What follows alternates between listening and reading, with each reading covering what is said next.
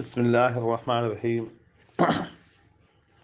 अॼु जो सबक़ फ़राइज़ वुज़ू। वुज़ू में बाद शयूं फ़र्ज़ आहिनि।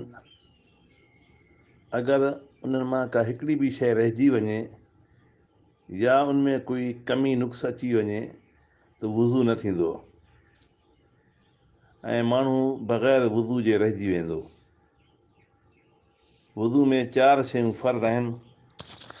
नंबर 1, हिकु मरतबा मुंहुं धोइणु। नंबर 2, ॿई ॿाहूं ठूठनि सुमेत धोइणु। नंबर 3 आहे चौथाई सर जो मसो करणु। नंबर 4 आहे ॿई पेर भेॼनि ताईं धोइणु।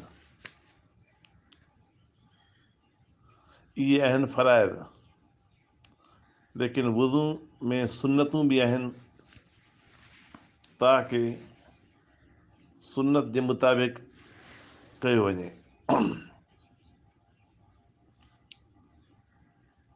ऐं उन खां पोइ गुस्ल करण जो मसनून तरीक़ो। छो जो बाद शयूं गुस्ल में बि फ़र्ज़ आहिनि, बाद सुन्नतूं आहिनि। गुस्ल जो मसनून तरीक़ो: पहिरियों ॿई हथ मुंड ताईं धोई करे इस्तंजो कयो वञे। हथ ते या इस्तंजे वारी जॻह ते पलीती लॻल हुजे या न हुजे, हर हाल में ॿिन्ही खे धोइणु घुरिजे। पोइ बदन खे जेकॾहिं कंहिं जॻह ते मनी या कोई नापाकई लॻल आहे त उन खे पाक कजे। उन खां बाद मसनून तरीक़े सां वज़ू करे। बाक़ी अगरि पाणी पेरनि में जमा थिए थो हेठि, यानी पाणी जी निकासी नाहे, तो फ़िलहाल पेर न धोए। वुज़ू खां पोइ 3 मरतबा सर ते पाणी विझे ऐं 3 मरतबा सॼे कंधे ते, 3 मरतबा खॿे ते, बहरहाल सॼे जिस्म खे 3 दफ़ा धोए ताकी उनजो दिलि मुतमइन थी वञे। ऐं बदन खे धोइण सां गॾोगॾु हथनि सां बि मलींदो रहे बदन खे, ताकी बदन जो कोई हिसो ख़ुश्क न रहे। छो जो अगरि वार जे बराबरि बि कोई जॻह ख़ुश्क रहिजी वई, उनजो गुस्ल न थींदो। हा, बाक़ी जेकॾहिं पहिरियों पेर न धोता ऐं जॻह न हुई त वरी उतां हटी करे पेर धोए।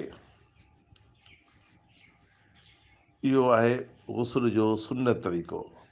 बाक़ी गुस्ल में बाद शयूं फ़र्ज़ आहिनि जो उन्हनि खां बग़ैर गुस्ल थींदो ई न ऐं माण्हू नापाक थी वेंदो। गुस्ल में 3 फ़र्ज़ आहिनि। नंबर 1, गुरड़ी करणु। अहिड़ी तरह मुंहं में पाणी विझे, सॼो मुंहं में पाणी अची वञे। नंबर 2 आहे नक में पाणी विझणु जेसि ताईं नरम हॾी आहे। ऐं नंबर 3 आहे सारे बदन ते पाणी पहुचाइणु। इहे आहिनि वुज़ू जा पहिरियां फ़राइज़ जा ज़िक्र थिया, उन खां पोइ गुस्ल जा फ़राइज़ थिया। अॻिते आहे आज़ान ऐं इक़ामत जूं सुन्नतूं। आज़ान ऐं इक़ामत क़िबले जी तरफ़ मुंहुं करे चवणु सुन्नत आहे। आज़ान जा अल्फाज़ आहिस्ते आहिस्ते अदा करे ऐं इक़ामत जा अल्फाज़ जल्द जल्द अदा करणु सुन्नत आहे। आज़ान में हय्या अला सलाह, हय्या अलल फलाह चवणु वक़्तु मुअज़्ज़िन खे सॼे ऐं खॿे पासे मुंहुं फेरणु इहो सुन्नत आहे। लेकिन सीनो ऐं पेर क़िबले जी रुख़ ई रहिजनि। जॾहिं मुअज़्ज़िन आज़ान जा कलमा ॿुधे, यानी जॾहिं मुअज़्ज़िन आज़ान पढ़े थो त उन जा जेकॾहिं माण्हू कलमा ॿुधे थो त ईअं चवे जीअं मुअज़्ज़िन पढ़े थो आज़ान जे जवाब में। ऐं हय्या अला सलाह ऐं हय्या अलल फलाह जे जवाब में ला हौल वला कुव्वत इल्ला बिल्लाह चवे। फजर जी आज़ान में असलातु खैरुम मिनन नौम जे जवाब में सदक़ता व बररता कहे।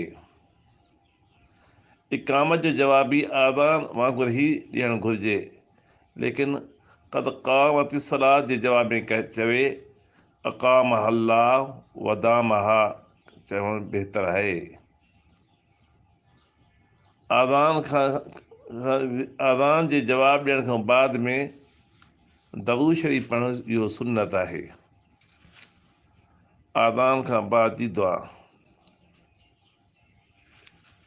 अल्लाहुम्मा रब्ब हाज़िहि दाअवति ताम्मा वस्सलातिल क़ाइमा आति मुहम्मदनिल वसीला वल फ़ज़ीला वबअसहु मक़ामम महमूदा अल्लज़ी वअदतहु इन्नका ला तुख़्लिफ़ुल मियाद। तर्जुमो, ऐं अल्लाह, ए इन्ही पुकार खे ॿुधण वारा रब ऐं क़ाइमु थियण वारी निमाज़ जा रब, मुहम्मद सल्लल्लाहु अलैहि वसल्लम जो वसीलो अता फ़रमा ऐं उनखे फ़ज़ीलत अता फ़रमा ऐं उनखे मक़ाम महमूद ते पहुचा जंहिंजो तूं सां वाइदो फ़रमायो आहे। बेशक तूं पंहिंजे वाइदे जी ख़िलाफ़ वर्ज़ी नथो करें। निमाज़ जूं 51 सुन्नतूं। नंबर पहिरियों, क़याम में 11 सुन्नतूं आहिनि। नंबर 1, तकबीर तहरीमा जे वक़्तु सिधो थी बीहणु, यानी सर खे बि सुहिणो करे बीहाए, सफ़ा सिर हेठि झुकल न हुजे। नंबर 2, ॿिन्ही पेरनि जे दरमियान चइनि उंगलियुनि जो फ़ासिलो हुजे ऐं पेरनि जे उंगलियुनि जो रुख़ क़िबले जी तरफ़ हुजे।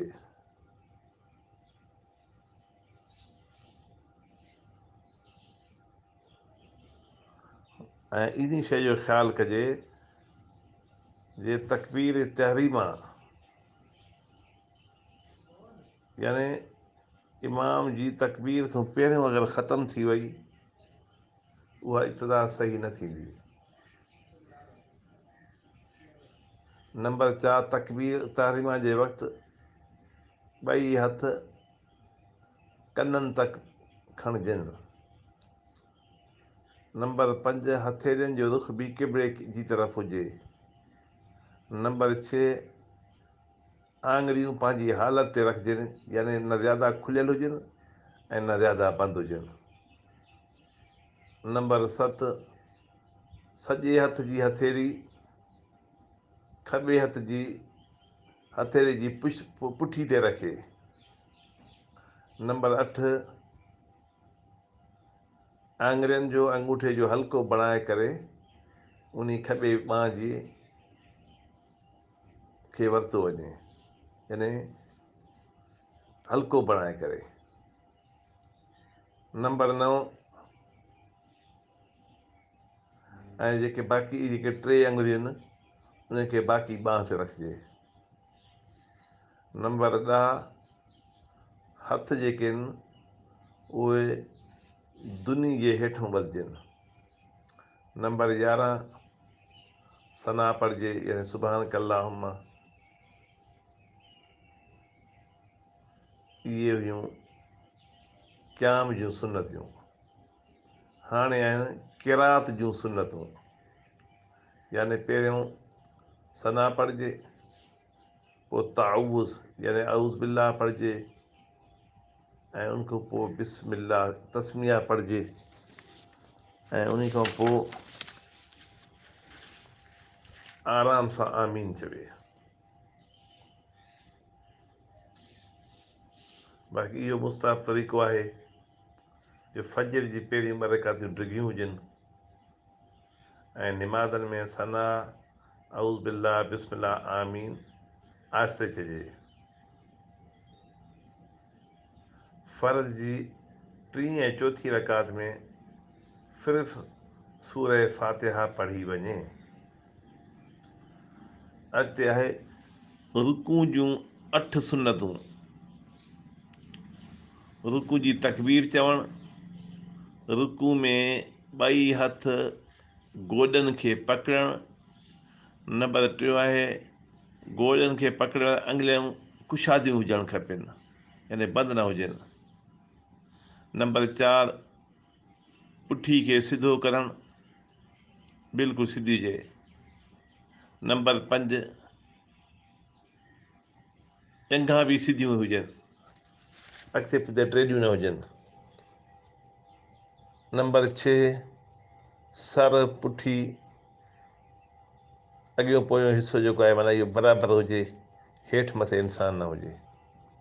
नंबर 7 रुकू में 3 दफ़ा सुबहान रब्बियल अज़ीम पढ़णु।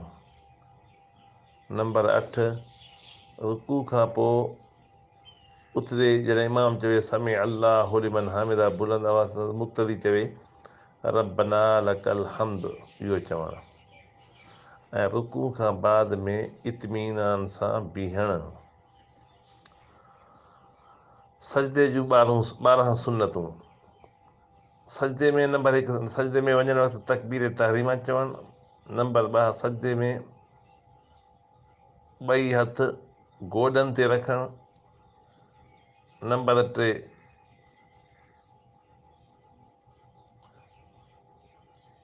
3 यानी 2 हथ अॻिते वधियल बि न हुजनि, यानी गोॾनि खां हेठि न हुजनि, न तमामु मथे हुजनि, इन शइ जो ख़्यालु हुजे। ऐं पहिरियों 2 हथ रखे, पोइ नक रखे, 5 नंबर ते पोइ पेशानी रखे। नंबर 6 सजदे में सर जेको आहे 2 हथनि जे दरमियान में हुजे।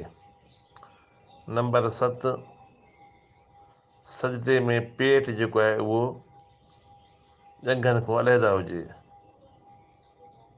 ऐं ॿांहा जेके आहिनि उहे बि मिलियल न हुजनि, बल्कि जुदा हुजनि। ऐं नंबर 8 आहे ॿाहूं जेके उहे ज़मीन खां बि अलॻि हुजे, बिल्कुलु यानी विछायल न हुजनि। नंबर 9 सजदे में 3 दफ़ा सुबहान रब्बियल आला पढ़णु। नंबर 10 सजदे खां पोइ उथणु वक़्तु तकबीर चवणु। नंबर 11 सजदे में उथणु वक़्तु पहिरियां पेशानी, पोइ नक, पोइ हथनि खे, पोइ गोॾनि खे मथे खणणु। ऐं नंबर 12 आहे 2 सजदनि जे दरमियान इत्मीनान सां वेहणु।